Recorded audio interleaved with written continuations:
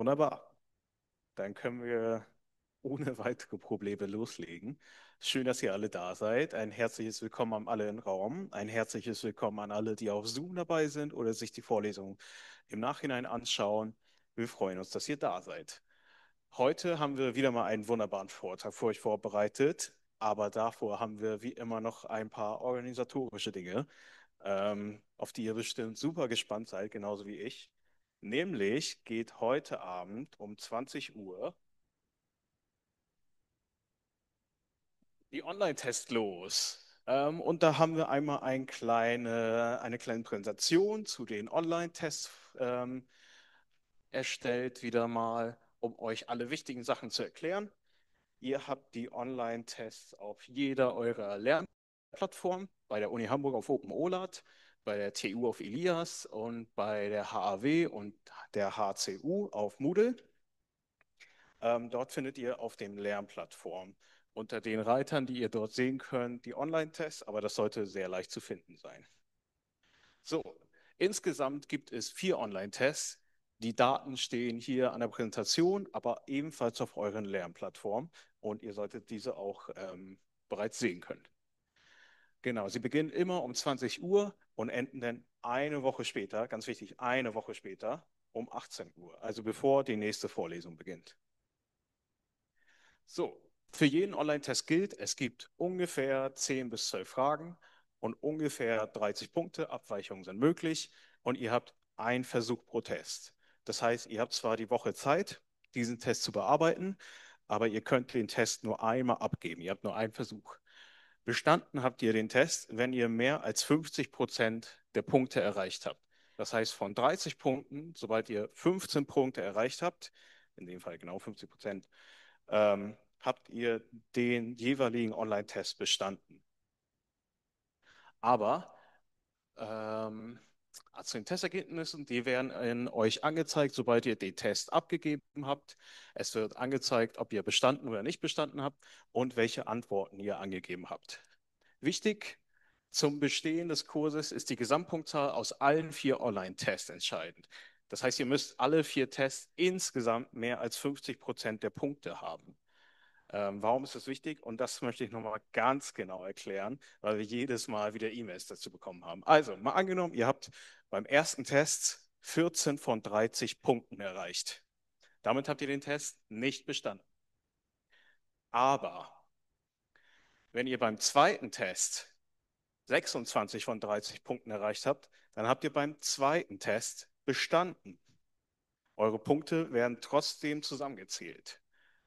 So, und wenn wir jetzt die beiden Tests zusammenpacken, dann habt ihr mehr als die Hälfte der Punkte und habt somit bestanden. Und nochmal ganz wichtig, das gilt für 4 Tests.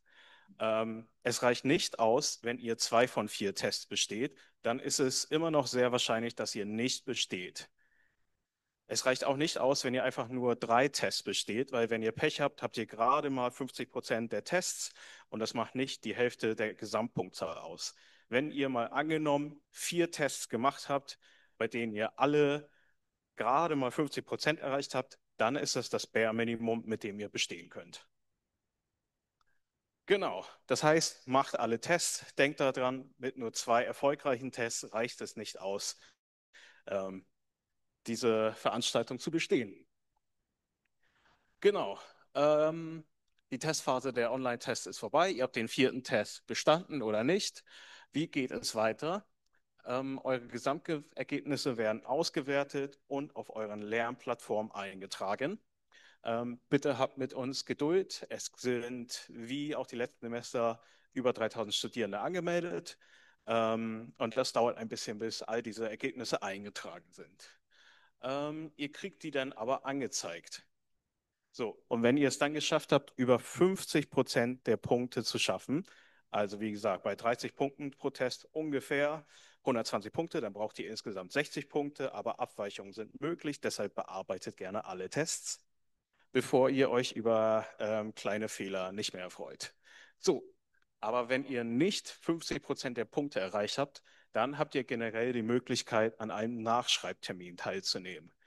Wann oder ob der stattfindet, je nach Universität ist das auch bedarfsangepasst. teilen wir euch mit. Die Infos werdet ihr auf jeden Fall bekommen, sollte es euch betreffen. Wir wünschen euch viel Erfolg. Und nochmal ein letzter Punkt zu den Infos, die ihr erhalten werdet. Wenn ihr Fragen habt an der HAW, vor allem an der HAW, redet ganz oft bitte mit euren Studiengangsbeauftragten. Wir als Team der Ringvorlesung können an der Lernplattform Dinge verändern. Wir können Informationen rausgeben. Wir haben aber nichts mit der eigentlichen Noteneintragung an sich zu tun. Deshalb können wir euch in euren E-Mails auch nur sagen, dass ihr bitte andere Leute anschreiben müsst. Das tut uns sehr leid, aber so ist es. Apropos anschreiben, ihr habt bestimmt unseren wunderbaren 6-Punkte-Plan am Anfang mitbekommen. Wo kann ich die wichtigen Informationen finden? Im Kurs, auf meiner Lernplattform, auf Instagram, at studentsforfuture_hh. Eure KommilitonInnen konnten euch auch nicht helfen. Dann all diese Möglichkeiten, die ich abgesucht habe, dann könnt ihr uns gerne eine E-Mail schreiben. Wir versuchen euch die Antwort so gut wie möglich zu geben. Genau. Dann kann es gleich losgehen. Ich wünsche euch ganz viel Erfolg bei den Tests und noch eine kleine letzte Ansage. Kann man mich hören? Ah, wunderbar, wunderbar. Ja, ich hoffe, online habt ihr das alle nicht mitbekommen.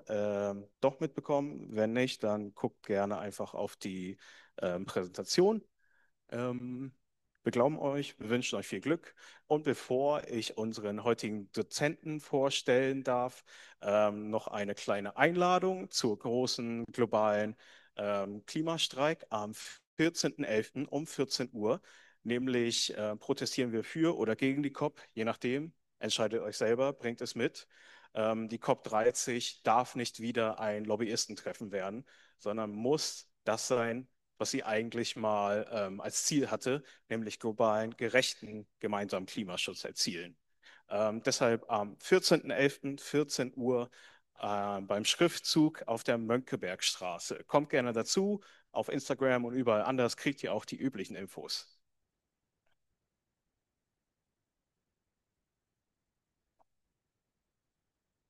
Wonderful.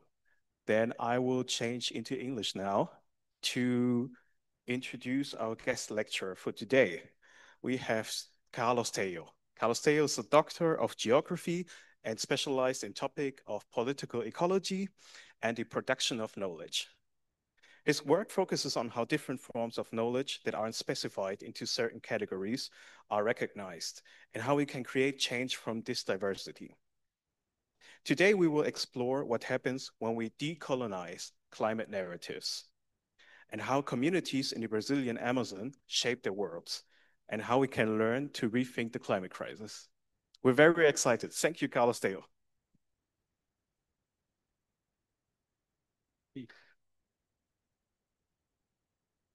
Hello, everyone. Can everybody hear me? Is that okay? Yes, I see a lot of people saying yes, and that's my computer. And that's my presentation. Um, Hello, everyone. First of all, thank you very much to everyone for being here, for being also there in the chat, and the ones who will listen to this maybe later in YouTube. That will be really nice. First of all, thank you for the organization, Tessa, Nico, Dani, also the people that I don't know that are in the background, but thanks a lot for the invitation and for being here for me. It's really nice. And also thank you to Students for Future and the Colonize Suhahag working group itself. So as you heard, my name is Carlos Tello. I work at the Institute of Geography, and I'm working in this group of critical geographies of global inequalities. As you are hearing right now, I mean, this lecture is going to be in English, but I want to acknowledge that this is not my first language. As many of you, maybe English is not the first language. So in any case, any question or something like that can be addressed in different language, and we will try through the organization or by myself, I will try to figure out how to answer the questions. But first, we have to acknowledge that the language shouldn't be a barrier in order to make an understanding here. Today, I will be presenting this topic of decolonizing climate narratives. development, conservation, and preservation of hybrid worlds in the Brazilian Amazon. And we are already hearing like these big words. Don't worry, I will explain them all. I will go through them with you in order for all of us try to get the same understanding.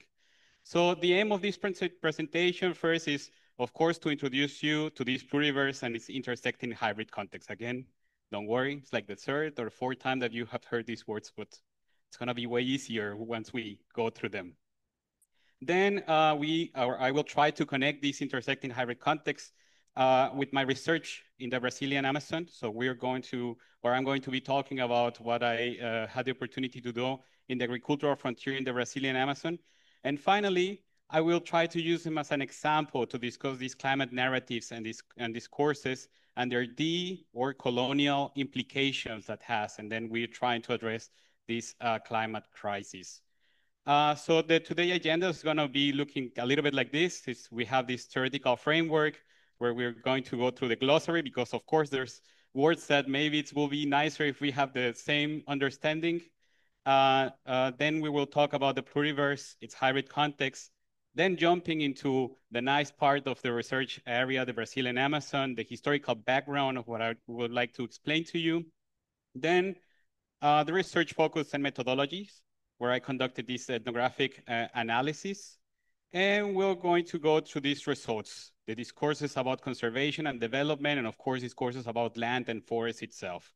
Finally, we're entering with this part of difficulties, reflections, and take-home messages, where I would like to take you to this reflection of a coffee and tereré, and take-home messages and like, what about us? Like trying to bring this idea of decolonizing itself to what we can do here in Hamburg as students of the university itself.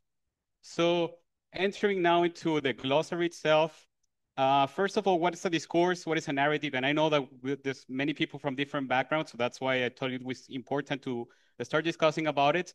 I decided that, I mean, if we go really further into this glossary, we can make a single presentation from one of each of these words. We will not do that. So it's only for the aim of this presentation that we will talk about what's a discourse for the aim of this presentation. And itself, it's the system of ideas, a language, and practices that shape how we perceive the world. So it produces or reproduces knowledge itself, its meanings, norms, and power. And it's materialized in policies, in dynamics, in media, in social media, in maps. Institutions are creating these discourses, and also in the everyday talk. So me right now, I could be creating a discourse, but also I will be trying to narrow it down to narratives. And what is narrative itself? Well, the narrative is a story structure that connects events, actors, and meanings. So trying to embody itself, the discourse. That means the story that gives a human and emotional meaning, a connection to a discourse. So one example itself could be this one.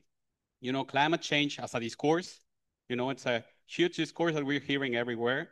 But then when we become a narrative, then we're talking itself about Fridays for Future movement are part of the climate change agenda and therefore are doing blah, blah, blah. You know, that's actually when someone or something that is related to us is actually make it part of it, that's when it becomes a narrative. Two more things that we have to think or talk about before entering into the discussion. It's what epistemology and ontology. And these words that sometimes you hear and then you're like, oh, let's get far away from them because they're quite complicated. So I will try to simplify in the sense of saying epistemology, it's a way of knowing how knowledge is created, its share, and its value. And then it opens space to understand that there's not only one epistemology, but many epistemologies. And today we're going to be talking about these many epistemologies. And its ontologies. Its ontologies is the ways of being and relating. So what exists and how it's existing is relational. Beings exist through relations. That means the human, non-human, and spiritual, ecological. So connectivity itself, you know, when we create relations towards things, it's when we are creating these ontologies. And I will like to bring this small example to you using this next image. So if you want, you can take right now a pen or pencil or something like that. Just answer it with yes or no. Really simple. It's not a test. It's just maybe only if you want to do it. And there are here 9 questions about it. First, have you seen this drink? You can say yes, No, maybe. Have you consumed it? Yes, no, maybe. Well, let's get a little bit further into it. Does it bring you to any memory? Do you have a story where the drink play a significant role? If being at a party, being with someone, being at a coffee, maybe not, maybe you're not relating to this, but maybe you're really like, oh, okay, yes, I just had it today. I was having a nice chat, and then the drink was there. And that's, you're creating somehow relationship towards or not. Then the next question is, how would you feel if it was not available for you tomorrow? Would it mind to you? Would you think, oh, I really wanted to drink one tomorrow and I cannot anymore? How would you feel if you could not drink it anymore? You say, today was the last time that you're drinking it. How would you feel if you knew the company has closed down? That means it's not anymore. It's not going to be anymore there. Maybe you do not matter, but what do you think the owners will feel about it? What do you think the company workers will feel about that? Finally, what do you think the people who harvest the tea to make this beverage will feel about it? And those are kind of the questions that we're trying to make today. You know, making relations. The relations towards the same product might be diverse. And today we're talking about relations, and we're talking about the creation of knowledge because of relations. And that's itself part of the pluriverse. So we're entering into the pluriverse, and the pluriverse, it's a thinking. It's not a concept or whatsoever. It's actually a thinking. It's a way of understanding the world. First, we try to understand that the first part of the pluriverse, it's that decolonial thinking started in Latin America, but it's around the world nowadays. It states that first there is a predominant Western knowledge. That means the Western knowledge is the one that actually we build on. I mean, this presentation is based on the Western knowledge. So this is the one that we're related to. And then the pluriverse accepts that there's a Western knowledge. But then the pluriverse also thinks about talking about more ways of connecting, of relation, of identifying with the world. There's more ways to see the world, to create, to elaborate knowledge, to relate to the world, to make decisions itself. And this idea is to give voice and spaces to persons and communities with diverse ways of knowledge, and to take into consideration the relations of a person of a community when taking these mega decisions that we're going to explore. So the pluriverse itself, it's a multi-epistemic for decolonizing. It comes actually from the Zapatistas who said it first, you know, when they were referring in this protest saying, a world where many worlds fit, where all the worlds fits. But it's not only the Zapatistas who have spoke about it in Mexico, but there are also the Andean campesinos, the Afro-Colombian movements, the feminist movements, and there are so many other communities that are actually talking about it. Like so on, that actually it was only when Latin Americans going to Northwestern universities decided to take these concepts, bring them to these universities, and it actually become a big thing. So they've been talking since long time about it, but only when Latin Americans comes to German universities or to universities in the US, they created these words and everybody's talking about it. What it comes to the idea of identifying and acknowledging group distance from the one worldview. That was the main aim or the concept of itself. It has become so big, the pluriverse, that actually countries like Colombia, Brazil, Bolivia, Ecuador, they have it in their constitution. They do not state the pluriverse, but they have concepts related to the pluriverse. Buen vivir, Ubuntu, or some other different kind of concept that they're being using in their constitutions. So this has spread so widely. And of course, after like reading about it and thinking about it, I say, okay, how can I understand better the pluriverse? You know, because it's a big concept, how do I bring it? And of course, it's not, I couldn't identify it so easily. So I tried to actually manage to do my own graph about the pluriverse. I painted and I painted it. And I thought, okay, the pluriverse, let's create a graph. And first of all, the pluriverse identified that there's a predominant one worldview. Is this black line actually going from right to the left, just really predominant black, saying that there's a Western cosmology that is based in scientific and rational thoughts. It's talking about progress and development. It's talking about the creation of dichotomies, what is good, what is right, what is wrong, and then so on, and try to universalize it, try to say that this is the way that we have to conduct the world. This is the way that we have to do the things. And that's based on this predominant one worldview. Then enters the pluriverse. The pluriverse itself can be represented here in this green wave, saying a world where diverse realities and ways of knowing and doing coexist and thrive. So they create their own ontologies, their own epistemologies. So there's different ways of seeing it. And this is not one, I mean, there's not the only single pluriverse. There are many more. I mean, that's why it has an S at the end. And this also, purple line, it's a pluriverse itself, but it's a pluriverse that has been historically marginalized, has been suppressed. So then that's why it's actually sucked, you know, and it's actually collected by this black line, and it's bringing us towards a one worldview because everything has to be conducted in that sense. So, you know, just thinking about it and reading about it, I say, okay, there are three main things that we have to understand about the pluriverse. First, it acknowledged the one worldview. Second, it recognizes that there are many other ways of worlds or many other ways to relate to the world. And finally, it looks for a thrive together. It's not once against each other. It's not once against the one worldview or whatsoever, but looking at a world where many worlds fit. That's the same idea. So of course, everything that I'm saying looks really nice and so cool. Let's live all together in the same world, and because it's so nice, and let's hug each other because it's gonna be cool. No, there's of course there's like a lot of criticisms towards like the pluriverse itself, and it has a lot of challenges. First, the extreme relativism, the practical implementation, the potential romanticization. Let's talk about like climate change itself. When we talk about climate change, who do we listen? Who do we incorporate? If there are many worlds, many visions of how the world should look like or work like, then who is like part of this discussion and who's not? You know, so that's already a kind of challenge in the pluriverse itself.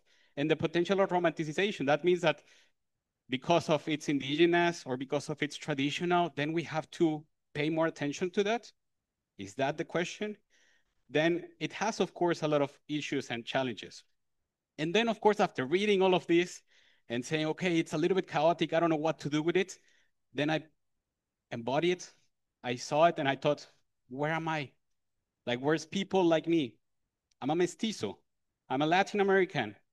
You know, so where's like people who's not traditional, who's not indigenous, but also it's trying or believing that there's a pluriverse out there. So that's where I counter this other issue, the absence of inclusion of populations or groups between the universal and pluriversal worlds. This is what I actually call the intersecting hybrid context. So these populations who actually are part of the one worldview or take participations in the one worldview, but at the same time are creating their own ontologies and epistemologies in other sense, you know, are touching and then intersecting with other epistemologies and so on. And I know by now I just made it way more complex. So do not worry, I will figure out because I will bring this idea to what I did in Brazil. So now we're entering into Brazil, and I would like for you to hold a little bit tighter to your seats because we're gonna make a huge jump from our lovely city in Hamburg all the way 10,000 kilometers, or a little bit more, to the Brazilian Amazon.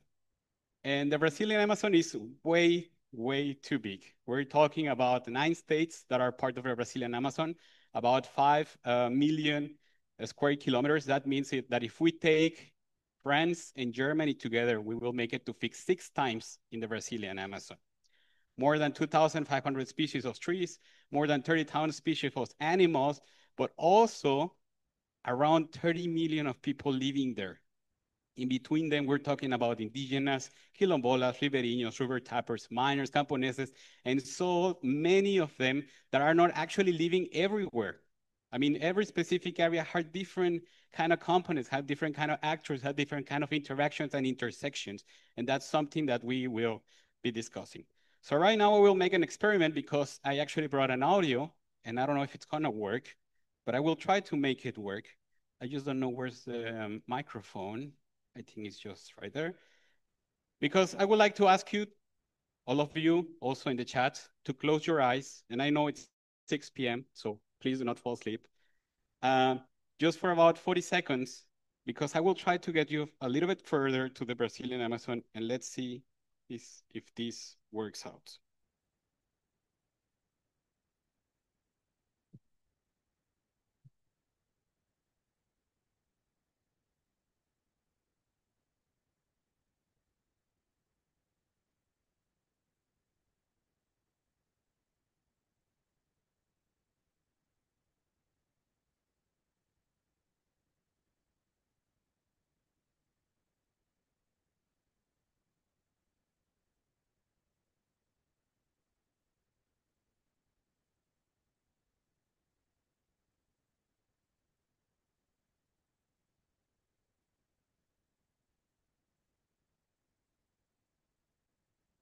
Okay, now I would like to ask you to open your eyes because I think we tried the experiment and didn't work as well as I wanted.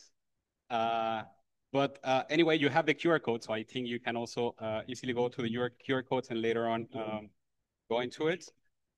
Um, and now that we had the opportunity, or somehow the opportunity to be at the Amazon forest itself, I would like to tell you why are we talking about the Amazon?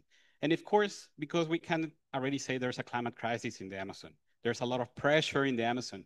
There's the construction of mega infrastructures, the mining, policy creation, land disputes, livestock fire, etc., etc., etc. So many things that actually between the 17 and 21% of the forest has been deforested since 1970 right now. And right here, we're looking at the 9 states part of the Brazilian Amazon. And today we're going to be talking particularly the first one, which is the state of Pará, the number one. And that's exactly the state where the COP is happening right now, by the way. And we're going to be talking about this state. But before entering into that, I want to show you this, what it looks like a painting. And sadly, it's not a painting itself, but this that it's like paint, like yellow paint, is actually dots. And this is a representation of the accumulation deforestation since 2007 to 2020, 22. That means all of this area has been deforested in the Brazilian Amazon. And there are scientists calling for this dynamic called the arc of deforestation, that this movement coming from south to the north, entering into the forest and deforesting itself, the Amazon. And of course, everything that we're talking right now, it brings us to many discourses and many narratives that are being created. And we can see locally, the newspapers, this is one of the most distributed newspapers in Brazil, are already bringing what happened in 2019 in the forest, in the fires. But also, not only in Brazil, outside Brazil, people is talking about what's happening in Brazil and making a lot of discourse and discourses that have deep implications on the policies or the application of dynamics that are happening to Brazil. So this is like the discussion about Mercosur and not wanting to join Mercosur because of the fires that were happening at that time or during those years. So of course, all of these discourses, and even me, myself right now, talking about the Brazilian Amazon is creating and reproducing some discourses. So that's what we're gonna be talking about. So as I said, we're jumping into the Brazilian Amazon. As I told you, we're talking about the state of Pará, a huge state, the size of Colombia. We can fit here almost 2 times Germany in this area. So it's quite a big state. And we're deeping into one particular municipality, the municipality of Novo Progreso. So entering into the historical background itself of the Brazilian Amazon, we're jumping because we have to talk a little bit of what's happening in the Brazilian Amazon. So since pre-colonial times, there's been a dispute for resources. We know that there's a place that's full of resources. So also pre-colonial organizations, communities were talking about, okay, this is a nice place to actually where we can extract resources. Of course, that exploded a little bit more during colonial times when actually there starts the colonization of the Amazon. So people coming mainly from Europe entering through the Amazon forest, to the Amazon River, I'm sorry, and actually engaging with the Amazon and staying in the Amazon until now, there's people still there. So 300, 400, 500 years after that, Ribeirinhos, it's a community that's still living in the Amazon forest. Of course, many people came furthermore. We had a Brazilian empire. There was a first republic, but then it was a huge bump, a second wave of migration to the Brazilian Amazon happening during the First and Second World War because of the rubber tappers. You know, we needed the rubber for these world wars, of course, where we could get it in the Amazon forest. So the government put a lot of people into the Amazon forest in order to extract these resources out of there. But today we're going to engage way further into one process, the military government in 1964. The military government saw the forest and thought, okay, we have to do something with these forests. The Amazon, it's an empty space, of course, of white people, because as we know, they're indigenous already, there were other communities already being there, but there's no white people. So we need to actually take this space full of resources with the idea of necessity of defend and occupy the land to engender this national and economic development. That means that the land mean production and the production mean development at this time for the Brazilian military governments. So that's why it started the process or the creation of mega infrastructure to open up the Brazilian Amazon, actually the creation of roads. And today we're going to be talking about a particularly road or process to create a road. This is the BR 163. So during 1971 and 1976, it was the opening of the BR 163. So it goes from Cuiabá to Santarém or Santarém to Cuiabá. This is the red line that you can see here. It's about 1,700 kilometers. And it was actually open like this. So like military government center with bulldozers, with chains in the middle and advancing, through the Amazon and cutting open just to open completely the Amazon. And then afterwards, they say, okay, we already opened the Amazon. We have to actually put people there in order to make this land productive, to extract the resources as soon as possible. So during 1972, they created the slogan of integrate or occupy for not to hand over. That means they actually invited or hired companies from Brazil to bring people from the southern places, so where the blue line ends. So those states, actually, they brought people to the Brazilian Amazon and put them into the Brazilian Amazon.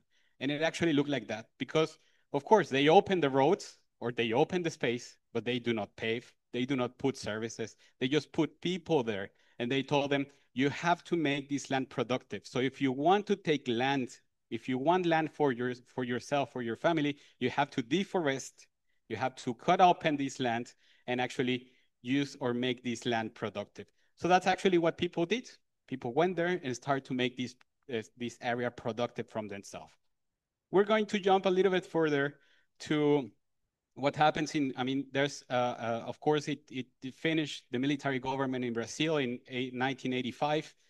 And by 1992, it's the first time that the world actually started looking at the Brazilian Amazon. Even Brazilians themselves are start looking at what's happening in the Brazilian Amazon, because there's these Rio de Janeiro summits and people saying, okay, you have a huge forest, what is happening over there? So there's a lot of people looking at it, and so many people that actually that by 2002, there's more than 200 NGOs looking particularly at what's happening at this NGO.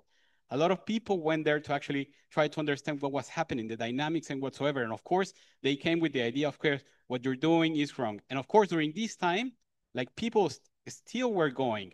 Government was still saying we need to develop this area, but at the same time, there was also NGOs entering into the Amazon forest and saying, okay, what you're doing is wrong. This continued during the years until nowadays. Just to tell you, for instance, by 2003 only is the first time that they're talking about a sustainable development plan for these roads. Because there's indigenous people, because there's another communities, not only the people who were arriving or they're trying to extract, but also there were like conflicts by lands at that time. So they needed to think about what was going to happen. And because of the pressure of the NGOs, they're starting to think, okay, how do we can continue, sustainably develop this region? And during this time, many more people, as I said, were coming. And it's only until 2007 that they arranged the Sustainable Development Plan and they figure out, okay, now it's possible to put pavement in the roads. That meant a third wave of colonization because now the company said, okay, now it's possible actually to extract easier, all of these products. So that's why they were going to the region and putting trucks now in the region because now there was payment, it was going to be easier just to extract all these resources. But now we're going to be focusing exactly of what happened in the municipality of Novo Progreso.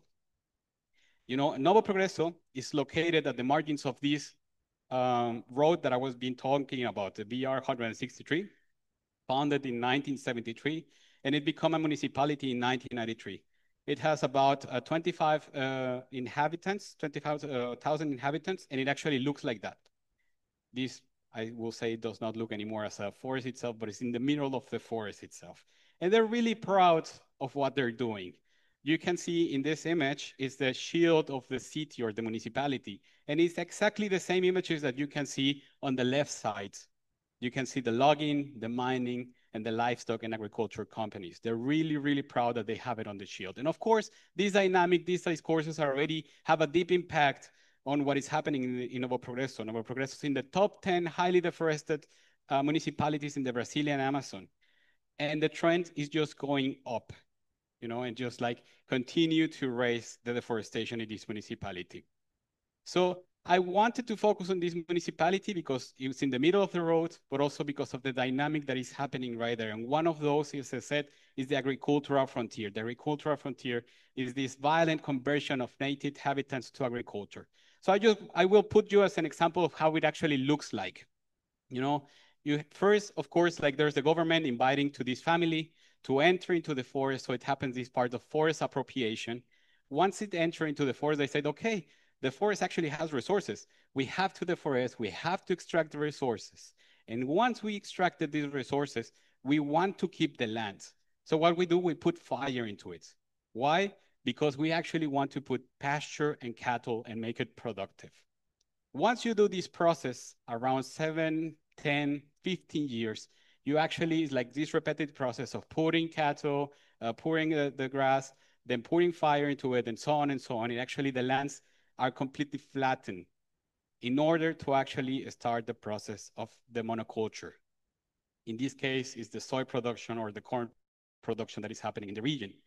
So you have this family that already said, okay, I've already been here for 10, 15 years. I really like the land and whatsoever. But now I have to decide if I want to engage with the monoculture.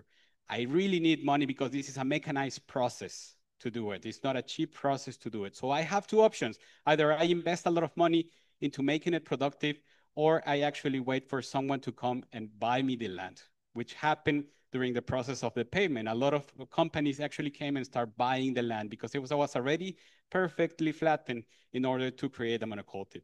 So in this example, the family decided actually to sell the land. They have a little bit of money and they decided to advance, take the money and say, okay, there's more forest in the north. Let's take more forest because we can restart the process. So how it actually looks like in reality. Well, this is a time slot from 2013 to 2019 of the first part, like forest appropriation, resource extraction, use of fire, and pasture in the cattle.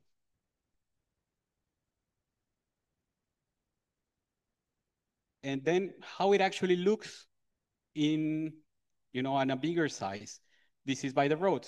So this is a time slot from 2000 to 2019 of how it's actually expanding the agricultural frontier.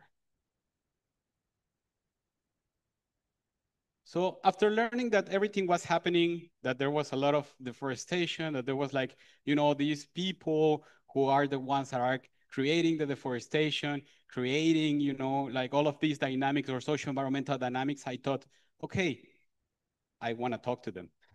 I want to go and see actually and try to understand what are they trying to do and why they're doing what they're doing.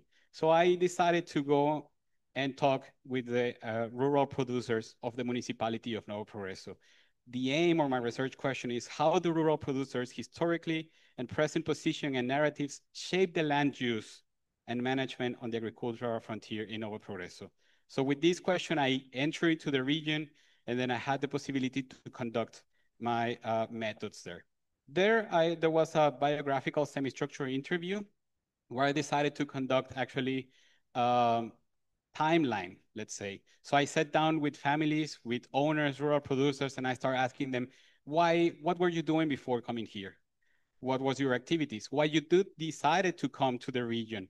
What are you doing now? And what would you like for the future? Would you like to family to stay here? What are your plans? What are you thinking on this region?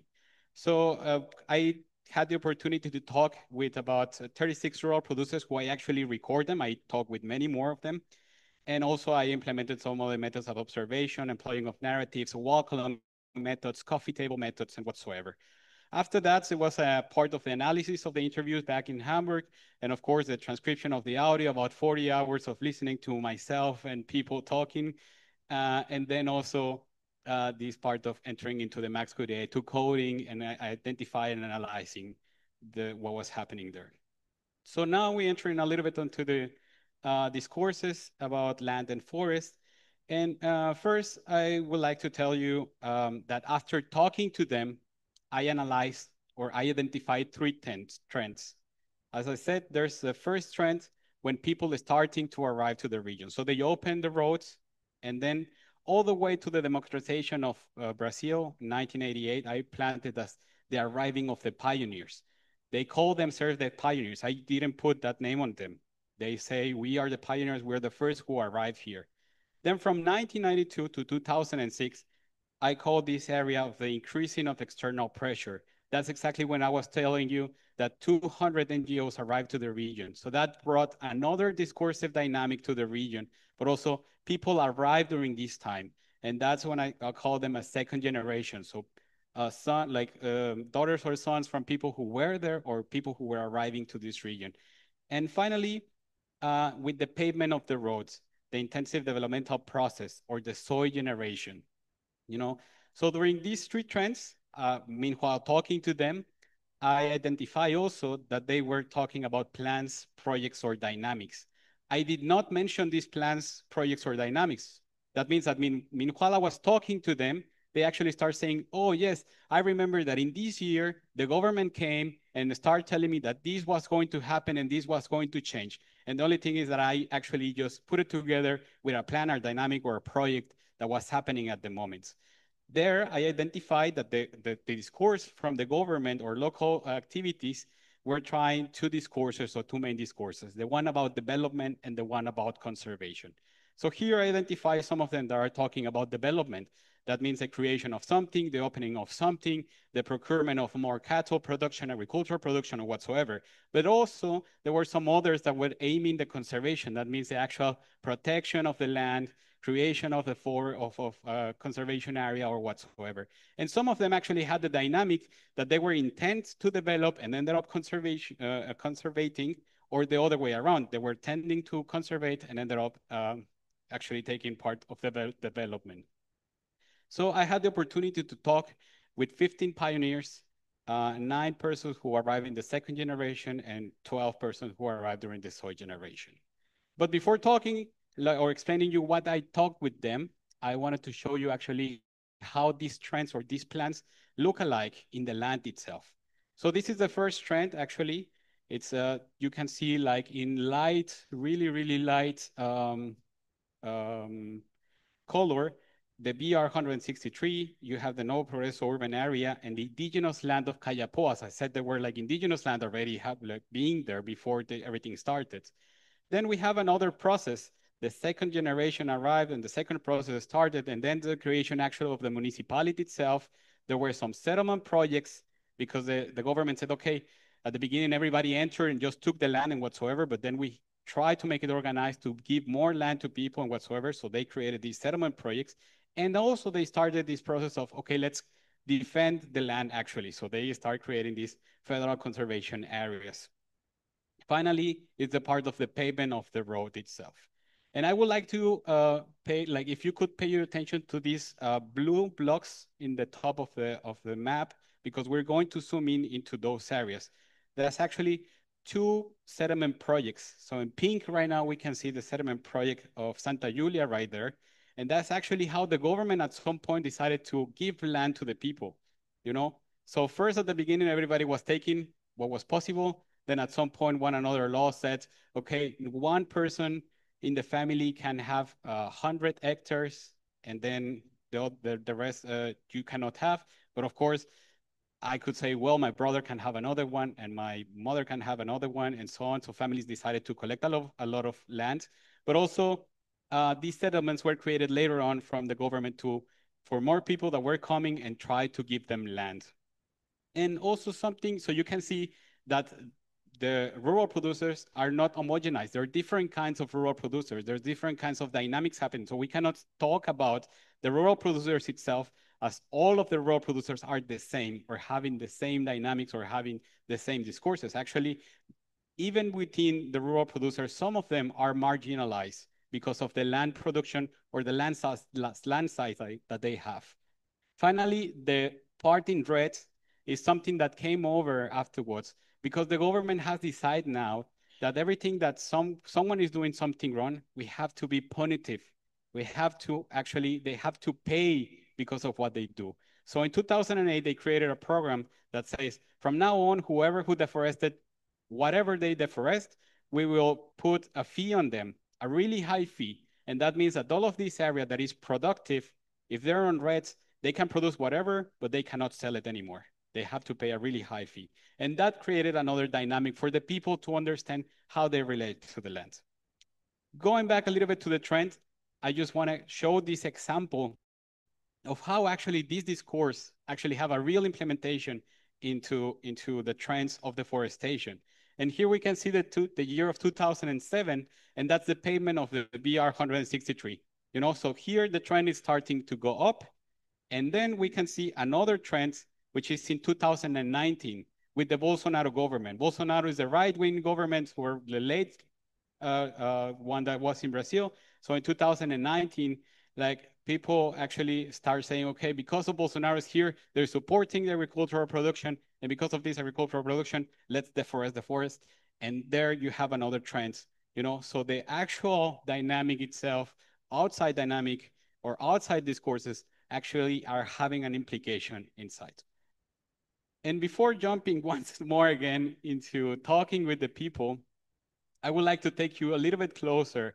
For the second time, I will try it with an audio for another 40 seconds to get into the Novo Progreso. So I will kindly ask you to close your eyes for about 40 seconds, and we will try to enter into Novo Progreso itself.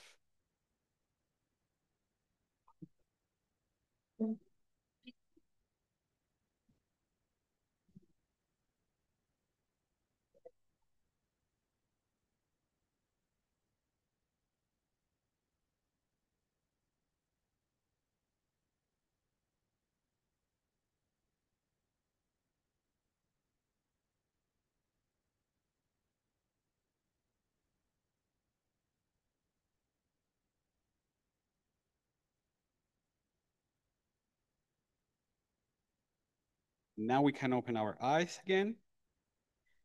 And this is Novo Progreso. This is actually the main lake in Novo Progreso where families hang around at 6 p.m. after work. And there's like music, there's people hanging out. It's just families. You hear kids and you hear people around in it. You know, that's the Novo Progreso we're talking about also. So now that I already had the possibility to bring you to Novo Progreso, I would like to introduce you to the people I talk with. So first, I would like to introduce you to Mr. Luis. He's a pioneer. He arrived between 1972 and 1991. He's a cattle producer. Then I would like to also introduce you to Mr. Paulo. Paulo, he lives in a settlement. He only has 8 cows, and he lives in this settlement. It came in the second generation. And finally, we have Mrs. Sara and Mr. Tiago. They arrived in the soy generation between 2007 and 2022. And of course, I had the possibility to talk to them, and they were bringing me some discourses. I cannot bring you all, but I have some of them. And first, let's talk about the migration and previous land tenure. And Mr. Luis, for instance, said, I came from Rio Grande do Sul, that came from one of the southern states in Brazil. My dad had land, but not enough for the 12 of us. That means the 12 brothers that he had. So he needed to actually look for more land. And then we were looking for a home. That's what he said. For instance, Mr. Paulo said, I came from Paraná. My dad did not have enough land. I stopped in Mato Grosso, another soy production state in Brazil, and worked there with soy, and then decided to come to Novo Progreso. Finally, Mrs. Sara and Mr. Tiago, who arrived way later, said, I saw cheaper land, I saw a land of opportunity, and then decided to come. So the migration situation, it was way different, but with the aim of appropriation of the land itself. There was a historical shift in the roles and positioning, of course, because we're talking about different time framings. So the government, for instance, Mr. Luis said, just brought the people and abandoned us here. And that's what I was telling you at the beginning. They opened the road, they brought the people, but of course they did not give them services. There was not a hospital, there was not a school, there was no nothing for them. It was just entering into the forest and you have to make this land productive. Mr. Paulo said we created communities and the municipality. So during this time is actually when the municipality took over, when there's a shift of a statement, and then actually the rural producers who were the ones who were developing the region actually enter into a power dynamic itself. And there's a change of roles. And finally, Mrs. Ara and Mr. Tello, who arrived way later, they said, I planted my crops in past unrented lands. Today, I cultivate 1,400 acres. That's about 3,000 hectares of land that they are cultivating and they are owning right now. There's also the discourse impact on land decision. And for instance, Mr. Luis says, the government told us to make this productive land. And we have discussed about it already, but that's why he came to the region actually, because they needed to do that. But then it changed because Mr. Paulo says, when we arrived, we did everything to survive. Now they're telling us that we cannot do what we did. They had to stop everything about production itself. And finally, Mrs. Sara and Mr. Tiago said, there is no climate change in the region. It rains the same all the time. And that's because, of course, there's a lot of people who have come to the region from universities, from institutions, from NGOs, and telling them there's climate change. You have to change. You have to do. You have to adapt. You have to blah, blah, blah. So there's a huge denial of climate change in the region because of the dynamics from outside are contested with the ones that are inside. Also, something that is really important, and I want to connect this with the intersecting hybrid context, is finally that they created their own ontologies and intersection with many epistemologies. That means they learn actually from other stakeholders, from other parts of the region. They learn from indigenous and miners, for instance, Mr. Luis, in order to survive in the region, they actually, to be able to survive to several diseases, they learn how the indigenous people actually survive from them or actually live with them, and they learn from them. Then Mr. Paulo said, I don't want to move out. I love the weather, I love the summer, I love the animals. They are creating these relations towards the land. They actually say, this is the land where I want to live, where I want my kids to be further on being productive here and do and continue developing this region. At the end, also, Mrs. Sara and Mr. Tiago said, we love to be rural producers. And this is something that I encounter most of the time with tons of agricultural producers. And I don't know what happens here in Germany, but at least in Latin America, it's really hard to find people who actually said, we love to be rural producers. We love to work in the land. And that's really hard to find. And I will say that 90% of them said, we want to be here. We want to keep working here. But of course, there's a dynamic that is pushing them out. You know, there's a huge market that is coming and companies that are coming and taking their lands. So here's what I want to demonstrate, that actually they're creating these ontologies and epistemologies. Finally, in bringing it together towards what we're discussing today is like, how do local producers perceive conservation and climate change? What does development mean for rural producers? And some of them said, climate does not change. We heard that. Climate is optimal for production. So there's no climate change itself. But also they said, I don't want more land. I don't want to keep deforesting. I just want to make this land more productive. You know, so that's another statement. And there's another extra statement that says, let us produce. This is not the Amazon anymore. This is not the forest anymore. If we move this idea of what the Amazon itself, then we can deforest everything and keep this land productive. So there are many contested discourses in many specific areas, and in this specific area where actually the rural producers are not homogenized, but are different itself. They have different dynamics and they're different discourses where we were able actually to understand these. We were able to actually talk to them and try to see or perceive what they were referring to. So at the end is just to say that the climate discourse have an impact on rural producers' decision, for sure.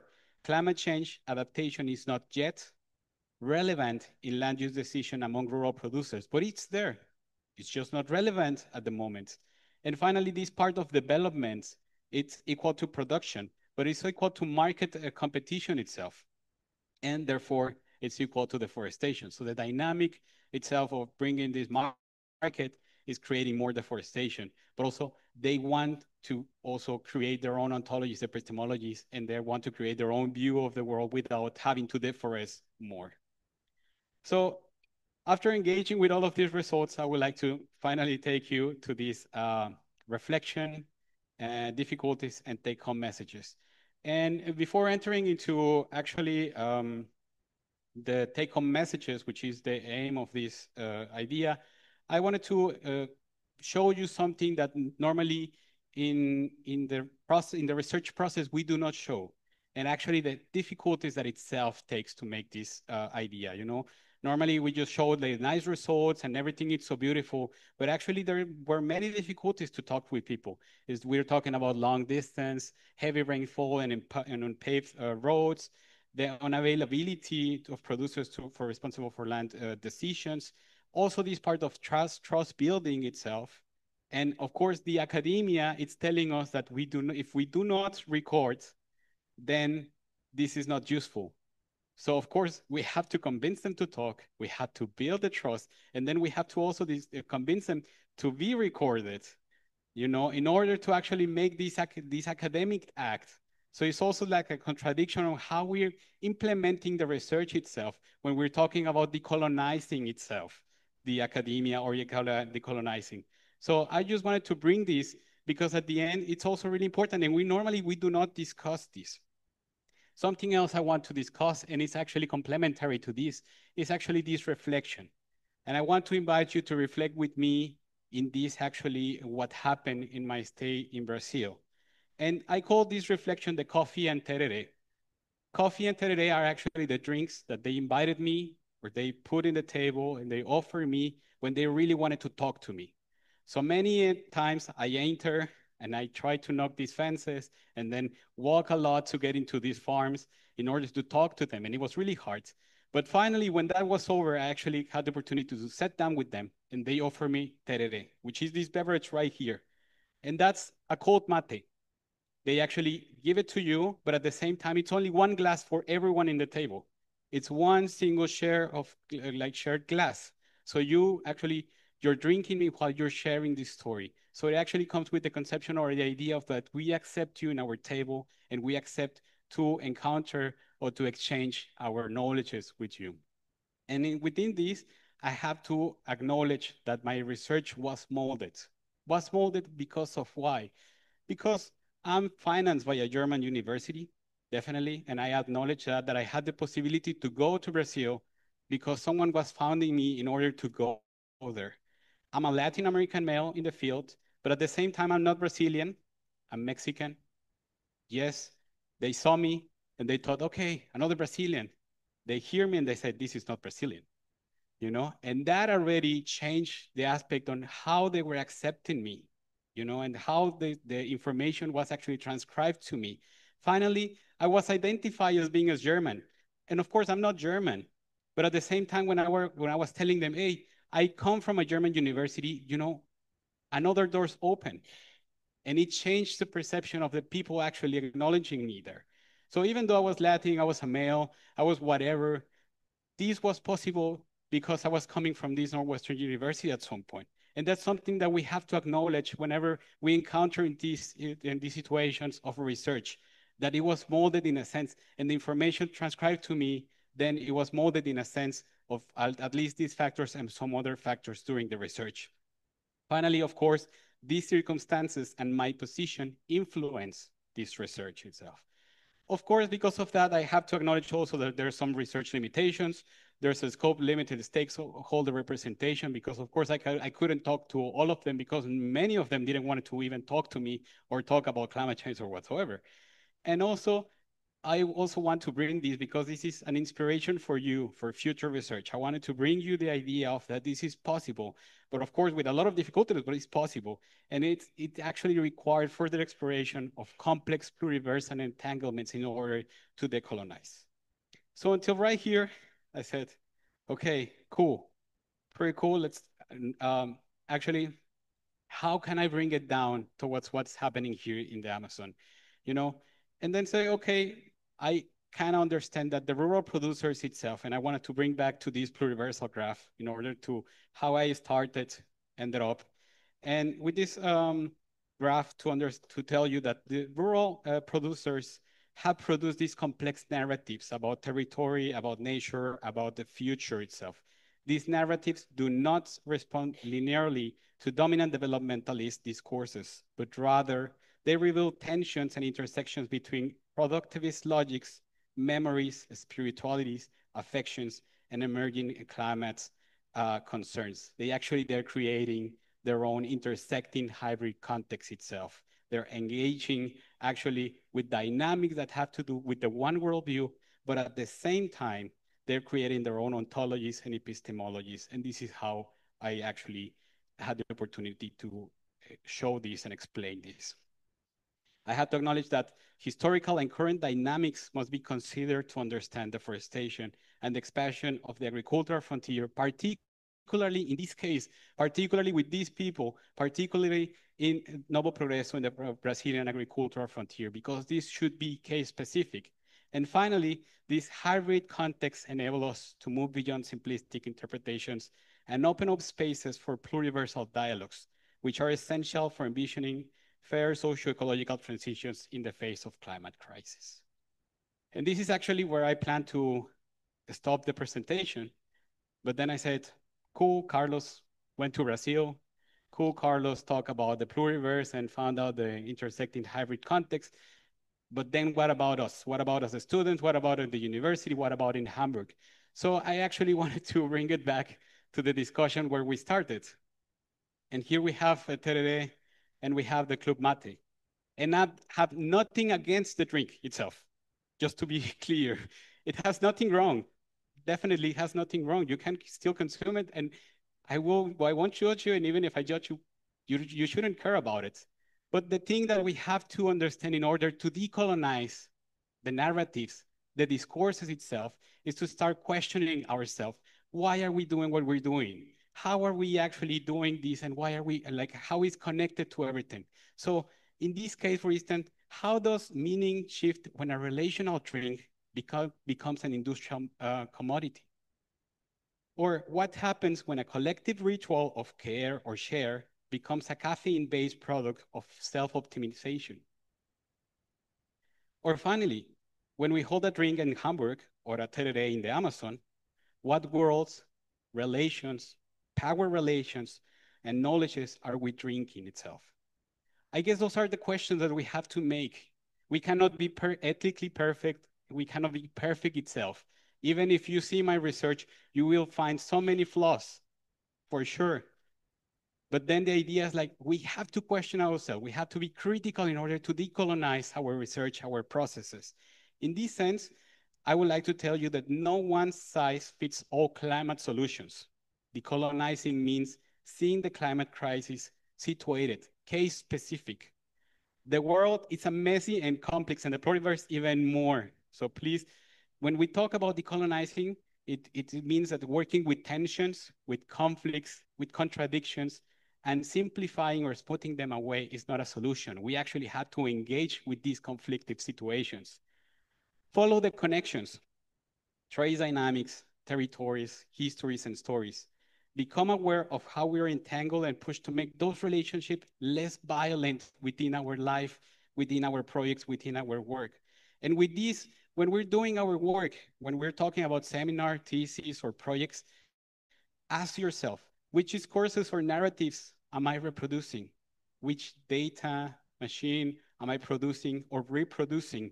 So when you see a polygon in a map, it's not a polygon in a map itself. There's a community, there's an ecosystem, there's a family living there. And that's what we have to think about. When we talk about agriculture, it's not about, the resource itself, but we have to talk about the people who's working the land. When we talk about resources, it's not only about resources, but the river where many people wash, play, or clean their stuff. That's how we have to actually perceive. And that's how I invite you to actually, whenever you're doing your work, it's a way to decolonize itself by the things that we're doing and how we are actually doing things here in Hamburg. Finally, be more open or open to diverse worldviews. We have different diverse worldviews, and we have to acknowledge them in a sense, in order to enter into discuss these negotiations of climate crisis itself. So within this, I finally finish, and thank you very much, all of you, and also over there in the chat for your attention. Thanks a lot.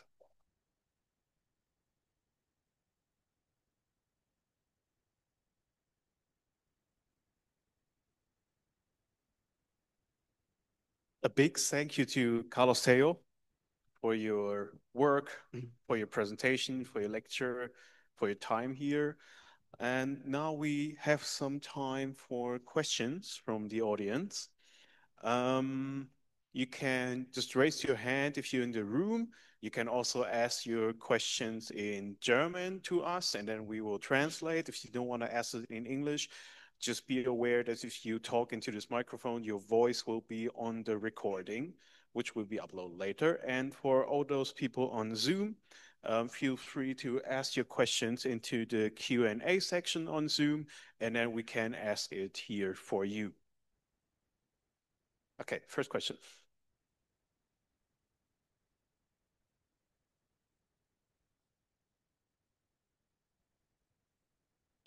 Hey, so thank you for the insightful presentation. So considering the learnings that you have shown us, my question would be, what is the most effective what you can do to protect the forest? Assuming you're working for an NGO and have a limited budget, how would you spend the money to maximize your positive impact? Should I answer or are we collecting? Okay, I can answer this one. Thank you very much for your question. And I think it's quite important. Part of it starts in the idea of like, I cannot talk about the whole forest itself. As I said, it's a huge area. I might be only possible to talk about what happens in Nuevo Progreso because I was there and I was for a short time. So I also is like feel quite different. What would I do? Honestly, and sometimes it's not even like money related itself, but it's about connecting with people, like talking with people, acknowledging that the people have different versions or ideas or have different historical dynamics that have to be acknowledged. And of course, that means, of course, when we talk about it means definitely money, but it's not a huge amount of money. Sometimes just stop and actually talk with people. Okay, what do we need? What do you need? Where are you at? And why are you doing what you're doing? And of course, make it base specific. This idea of like tackling the whole Amazon from here, it's, like crazy itself. It's so big an area. It's so different itself. There's so many stakeholders. I can tell you that the municipality is like 300 kilometers long. That's already really wide. If we're talking about like another 500 kilometers north, that's the municipality of Santarém. And the stakeholders that are there and the dynamics that are there, it's way far different than what is happening in Novo Progreso. Even 100 kilometers away from Novo Progreso is way different. So the idea of this case is like tackling case specific, and the idea of like it's not about us and helping people. I mean, we can just go and say, yes, I'm supporting, I'm being there, I'm listening, I'm learning. But sometimes they don't need actually like to be saved. It's not about being saved. It's just about being listened and actually making sense with the policies, with the implementations, with the dynamics, and maybe we'll be able to help them somehow because of we know something. But sometimes we actually go there and we learn way more than the things that we know from here. So, so I don't know, for my perception, it's not about how efficiency should look like, but how we spend the time and how we actually invest the time and how we actually procure many connections with them.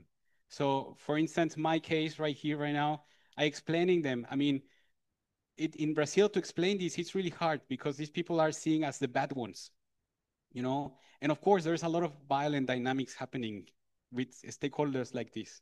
So people don't want to engage with them. So for me, it's also to humanize the idea, to say they're people, they're families. And of course, they have different worldviews, but we have to understand the worldview in order to connect, in order to actually try to engage in discussions in order to, further on continue or thinking something as climate change or climate crisis or whatsoever. That will be kind of my outtake from there. Thank you. Next question. Thank you very much for the perspective that you offer on this topic. And you showed a plot of a time series of deforestation, and I think around the 90 something there was a sharp drop on the rate of deforestation. So what is there any correlation on this perspective of the multiverse viewpoints and this drop? And if there is such, so is there anything that can be learned from that to be done nowadays? Because I think in the time series you showed this again quite. I'm sorry, I want to stop you there because the audio here is not really good because it's pointing the speaker. So could you like give it closer maybe or something so I speak a little bit louder? There's a correlation in deforestation. Yeah, as in the okay. Yes. In the time series of deforestation that you showed, there is around the 90 something a sharp drop from a very high level. Yeah, I just wanted to know what a bit, yeah. So around, no, sorry, 2009. So this sharp drop and it stayed almost for a decade. So what do you think that happened there and in terms of these narratives of this pluriverse and what policies influence that? And at the end has to be something from like at a global scale. And if there is something that could be learned to be applied again, because right now it still is quite high. I will be a little bit in between explaining and maybe guessing parts of it, but because I didn't engage really further into what it actually meant, this decrease in deforestation. So right here we can see in between 2010 and 2017 this decrease, and we can see for instance the creation of programs or projects who were aiming to identify the deforestation in the Amazon. So there are a lot of policies and a lot of dynamics and projects that they were aiming to identify where was the deforestation, who was deforesting, and therefore punish them. So putting these lands in embargo, for instance, I was talking about. So of course, this policy actually had this implementation, had this idea. And here's where it comes the guessing part, because that's what I can see from the data and what I understood when talking to them. It actually worked, but then it didn't because it went up again. And why it went up again? Because they were not actually like involved into this planning of this idea. You know, they were not like, oh yes, they're coming and telling us that whatever we're doing is wrong. On the contrary, they're being punished. So in the moment they're not punished anymore, this deforestation increase. You know, change of government, change of plan, change of dynamics, and then, oh wow, now we're free, now we can cut everything because it was not a solution itself. It was only a punitive process that happened during these years. The punitive process stopped or changed, and then another government change and the deforestation increased. So it comes from what I understood, what I heard from them, but also in this second part of the guessing itself, because I couldn't have the opportunity to actually discuss this further with this trend. So that will be my question, my answer there. Thank you. We have a question from Zoom. What are the things you would most criticize or change about the decolonization process of the university in Hamburg in particular? Are we moving at all? What are the biggest challenges the uni faces in that process right now? That's I will say thank you very much for the question in the chat. I would say that's a huge question, and there are many outtakes that we can tackle there. I cannot tackle them more because I'm just part of the university in a simple sense. Let's say I was part of this CLICS project. I did my PhD during this 4 years process. And there as a PhD student, I encountered this dynamic. So actually, I mean, you will see it if in the last page of my presentation, there's a QR code. If you enter there, you will go to my webpage, and there you will see how I identify my research project within the university. And something in this diagram that you will see right there, for the ones who had the possibility, or later on you can check it out, is that first I encountered myself with this huge project about climate change that was organized in Germany by German people sitting in their desks talking about the Brazilian Amazon. And I had to organize the first part of my project, or the first year of my project, just sitting here and trying to present the data that was aiming by the academia, or Northwestern academia, in a sense that after reading everything that it was possible to read from here, then going there and apply for something. And I'm just talking something that happened to me, but happens to many PhD students in this case. So projects are being developed here. I'm not saying that projects are wrong. I'm just saying that sometimes these projects are lacking of the actual dynamics or social environmental dynamics that are imposed in some other regions. So one thing that I will say that it's definitely required or could be required is that why don't we invest money in actually first going to the regions, identify what are the issues, then coming back and planning these huge projects where we're actually aiming for something, because we're starting the other way around. I was reading recently an article that was saying, scientific, like science is already so evolved that actually we don't need to create more science itself. We need to go with the people in order to ask them what do they need, and then create or evolve or develop what they need. So I will like engage with this idea of how the university can evolve. It's evolving the processes where actually goes directly to the people, and not only with the decision makers, but with the communities itself. It's not only like going with the leader of the community or going with the leader of the farmers or whatsoever, but engaging with the communities itself, asking them, talking to them, learning, not only in the Amazon, but also here in Germany or here in Europe. We should do that. We should engage with people, talk with people, and then trying to, together actually apply these solutions or make solutions, or think if they need solutions, or they only need to be, linked with someone else in order to have their issues solved or whatsoever. Thank you. Next question. Muchísimas gracias por tu presentación. La encuentro muy importante y fascinante.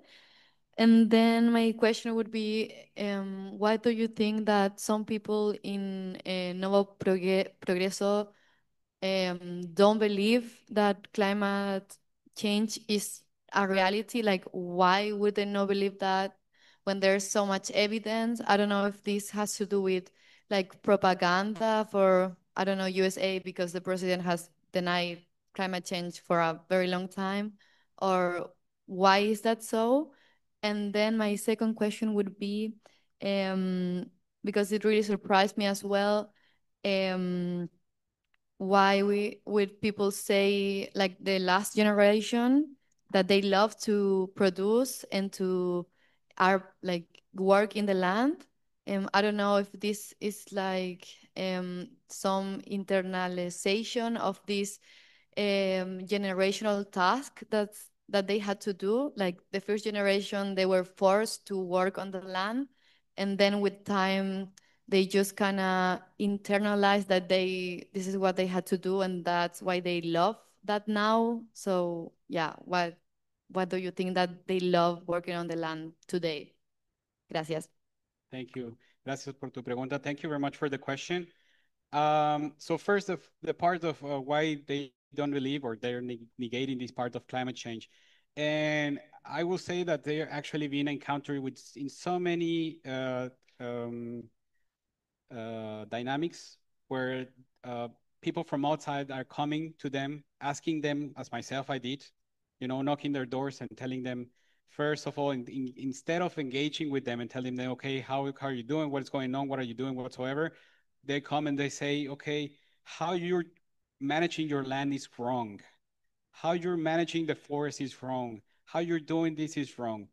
And then afterwards, after some conversation with some of them, that was possible to talk about climate change, because sometimes even talking about climate change was already shutting down the door, and they were like telling me, I don't want to talk to you anymore because you're talking about climate change. It's what happened is that the people that actually managed to talk to me, they told me it's because if you come and tell me that climate change, it's bad for us, it's bad for our production, it's bad for our land, it's bad for whatever we're doing, and it's against everything what we're doing, we don't want to hear about it. And if they ask us, it does not exist, climate change. And honestly, like living there, of course, there's heat waves, there's drought, there's less rain, or the rain pattern, no less rain, but the rain patterns are changing, definitely. But they don't want to talk about it because they feel threatened all the time that someone comes to the region and tells them that what they're doing is wrong and this is creating or implement or happening because of climate change or whatsoever, you know? So that's why they're against the idea, and climate change is not in the region, it's not happening in the region. That will be my understanding of what they told me. The other part of why they feel proud, it's part of course, the government at the beginning, they told them, you are the heroes of the nation because you're entering into the forest without anything, and then you're making this land productive. So there's a sense of proudness itself, of nationalism itself, when they say, yes, we went to the forest, we conquer, we developed the forest, and now we're here in the forest and making it productive itself. So that's one part. But the other part is actually when they actually started to engage and making these relations towards the land. So there's a lot of stories when they say, I love to go to the river and I love to be summer. So summer is dry season, which is actually winter, which is weird, but anyway. And then they go to the rivers and they say, we like to, you know, fish here, and we love the land, and we love to be living here. We want our kids to be living here. They actually appropriated the concept. They even say, okay, these are the trees that we cannot deforest because our part, it also counts in the stories or histories of indigenous communities or miners or whatsoever. So they actually have created this knowledge or think about this knowledge or learn about the other knowledges in order to feel part of the environment. So most of them, let's say they fight really hard in order to get the land, and now they feel really appropriation of this land and are embracing the idea of being producers, you know, like rural producers itself. Thanks to you, gracias. We have one more question from Zoom. Have you met people that were angry at you because you represented Western influence for them? If so, how have you dealt with this experience?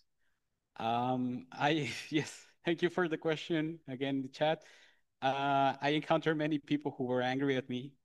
I encounter honestly, and that's part of the difficulties. And sometimes you do not talk about it, but yes, you face difficult situations where they shut the door, and that's the nicest part. But also, there's a lot of violence in between. So, as I think I show in one of the slides, you encounter these fences, and then the house is not right there. You actually have to open the fence, walk sometimes 500 meters, sometimes 1 kilometer, and then you found the house, and then you have to knock the house, and then you encounter someone who's maybe armed, who maybe has been working the whole day, who really does not know you and not know why you're there. And then you engage, and the first part is like, hi, I'm Carlos, and I'm coming from, you know, the university, and I want to talk to you. And of course, I encounter many people who said like, really don't want to talk to you, and please just leave my residency. I encounter even that they're really well connected.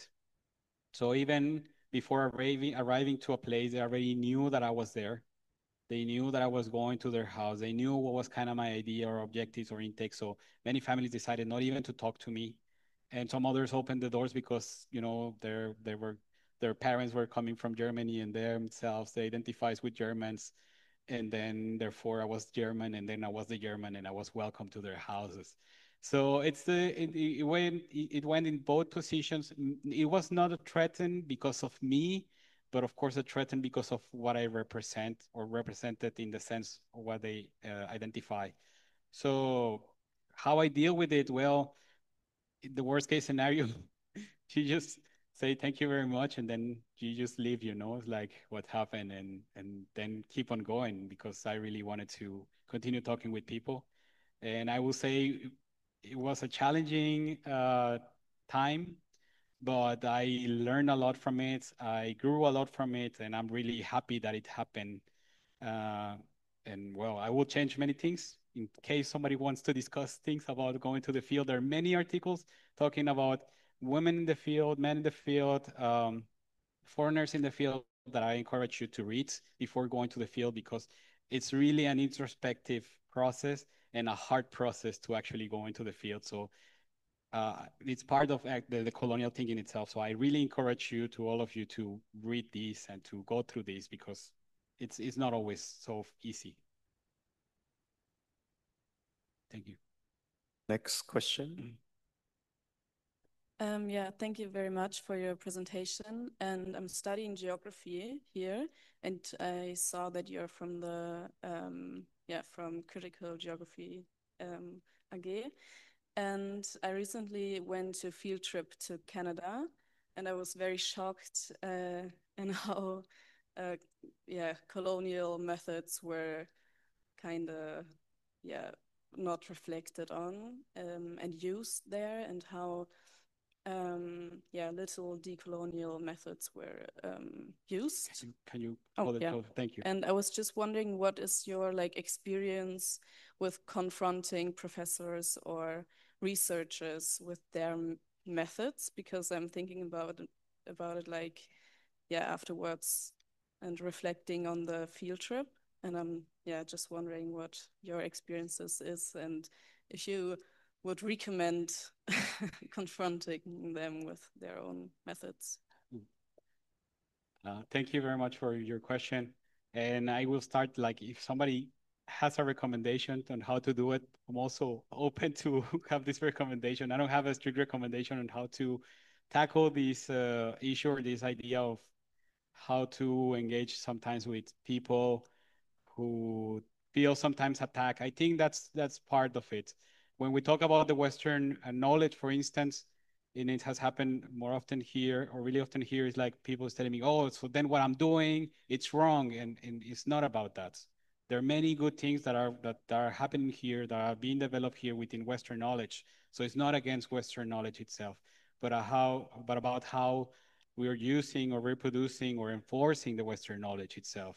And that's a part of decolonizing. So I have encountered these discussions, definitely. It's been, most of the time, when it gets like a challenge within academic conflict, let's say, but then it's not a personal conflict itself. So what would I say? I guess I was thinking recently on what would I say about it. And I guess it's just part of the pluriverse itself. Like, be open to other worldviews, and I'm trying to see, and I'm trying to understand also their position, and also the idea and how we actually grew into this, because professors, but also myself, I grew up into the Western knowledge itself. So for me, it's a process, a personal process of decolonizing itself. So I guess it's also not embracing itself, but also maybe entering into the discussion without a conflict, but saying, okay, I understand what you're saying. Maybe we can just talk about what you're aiming, if you want to, or if you're interested, because it's also not your responsibility, but you could do it. That would be kind of my intake. And understand that not many people is going to be open to have these critical discussions, but whenever it's possible to have the critical discussions and to talk about it, then openly spreads the discussion itself towards critical ideas. Thank you. Thank you. One last question from the audience. I wanted to ask if during your stay, if you have met also local initiatives led by indigenous people fighting against climate change or for climate adaptation. If what I understood, if there were local intakes from indigenous people. So there's the Kayapo. I think you saw it in the map. There's one map where the Kayapo are represented. They're one of the biggest indigenous communities.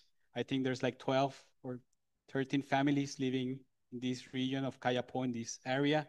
And it goes from the state of Pará all the way to the state of Mato Grosso. And they actually build their own center about Kayapo issues in Novo Progreso. So you can see it in Novo Progreso. You can go there. You can talk with the community leaders and whatsoever. But it also comes with the idea of not romanticizing the idea of indigenous or traditional communities itself. Because I encounter people there who were really aiming to protect their lands, as I encounter also or heard these histories or stories about people telling the miners, come over the land and you will give me part of the gold that you're extracting from my lands, you know? So it goes in both directions, let's say. Is this discourse of development and this discourse of conservation, it's deepened into the structure of the Amazon itself, you know, and it's hard to blame them sometimes because if you have a garden in your house and in this garden you have gold, what would you do? You know, sometimes it's like it's hard just to say I will not extract it. It's gold itself because they told me that the gold has this value and it's my garden, you know. But it's in this sense of not romanticizing. So just to resume into the question itself, yes, there's a big movement. Yes, they're really organized. Yes, they're going to the COP. Yes, they're going to all of the indigenous movements. But even within this indigenous community, I also encountered these confrontations in their decision on how to manage the land and in which direction they want to take this land, you know, or manage this land whatsoever. Thank you. Thank you. And there's one last question that we like to ask at the end of the lecture to our lecturer. What still gives you hope in view of the climate crisis? What is my hope and view of the climate crisis? Hope. My hope. In view. Well, my hope is to we engage actually with this with these conflictive conversations. We have to acknowledge that there's people outside who are not talking about climate change or are negating climate change, or even have they're from left itself, but also having different dynamics. There's like there's a lot of people out there who are thinking different from what we're doing, what we're aiming, or whatsoever. So there's post-structuralists, as there are Marxists talking about climate change from different perspective itself, and also an idea of the climate crisis.